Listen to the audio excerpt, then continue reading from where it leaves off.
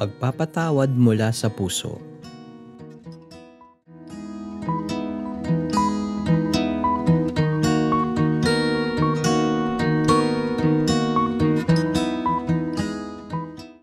Ipinatawag ng hari ang lingkod na iyon. "Napakasama mo," sabi niya. "Pinatawad kita sa utang mo sapagkat nagmamakaawa ka sa akin. Naawa ako sa iyo. Hindi ba't dapat ka rin sanang nahabag sa kapwa mo?" At sa galit ng hari, siya ipinabilanggo hanggang sa mabayaran ng buo ang kanyang utang. Gayon din ang gagawin sa inyo ng aking Ama na nasa langit kung hindi ninyo taos-pusong patatawarin ang inyong kapatid. Ang ebanghelyo ngayon ay patuloy na nagpapakita ng kahalagahan ng pagpapatawad sa isa't isa. Dahil pinatatawad tayo ng Diyos, hindi natin dapat lagyan ng limitasyon ang pagpapatawad na ibinibigay natin sa iba dahil lagi tayong pinapatawad ng Diyos. Isinasalaysay sa atin ni Jesus ang kwento ng isang alipin na pinatawad ngunit tumangging magpatawad sa kapwa alipin, kaya't siya'y pinarusahan ng kanyang amo. Ang tunay na pagpapatawad ay nagmumula sa puso. Sa pasimula ng ebanghelyo, lumapit si Pedro at nagtanong kay Jesus, "Panginoon, ilang beses ko po bang patatawarin ang aking kapatid na nagkasala sa akin? 7 beses po ba?" Sa pagtatanong na ito ni Pedro, nais niyang ipakita na handa siyang gumawa ng malaking pagsisikap na magpatawad. Noon, ang magpatawad ng 7 beses ay marami na, ngunit ito'y mabibilang.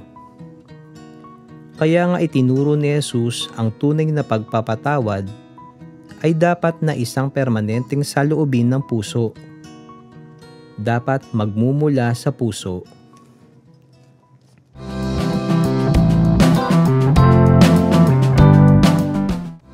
Mahirap para sa atin na maunawaan ang pagpapatawad ng hindi binibilang.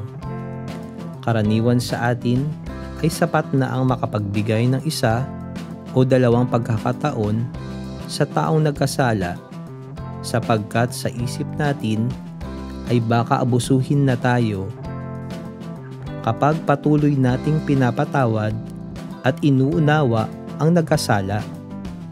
Sa ebanghelyo, ayaw ni Jesus na lagyan ng limitasyon ang kanyang mga alagad ang pagpapatawad ng kanilang inaalay at natatanggap mula sa isa't isa. Nais niyang ikintal sa isipan ng kanyang mga alagad na, "Magpapatawad ako ng madalas hanggat kailangan ito ng ibang tao.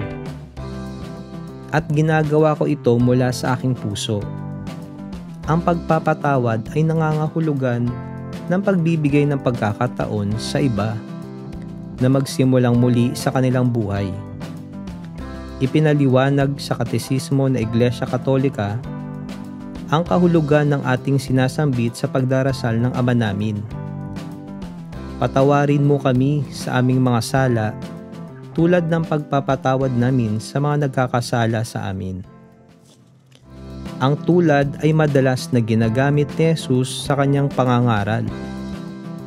Kayo, sa makatuwid, ay dapat maging tulad ng inyong Ama sa langit na ganap. Maging maawain kayo tulad ng inyong Amang maawain. Bagong kautusan ay binibigay ko sa inyo na magmahalan kayo, tulad ng pagmamahal ko sa inyo.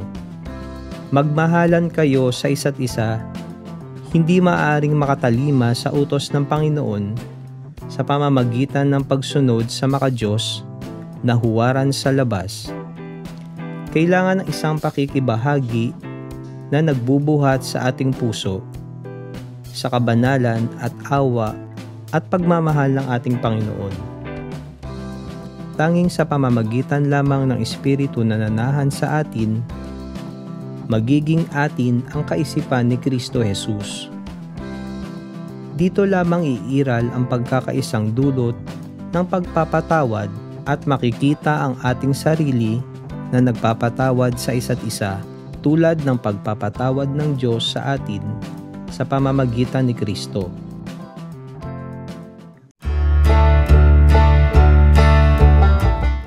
Paano mo isasabuhay ang panawagan ng Ebanghelyo na pagpapatawad ng walang limitasyon?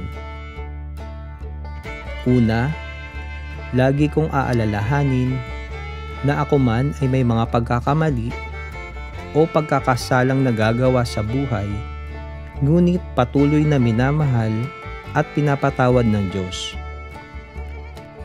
Ikalawa, maniwala na habang buhay may pag-asa, kaya't dapat ay hindi tayo napapagod na magbigay ng pagkakataon sa mga tao na magbago.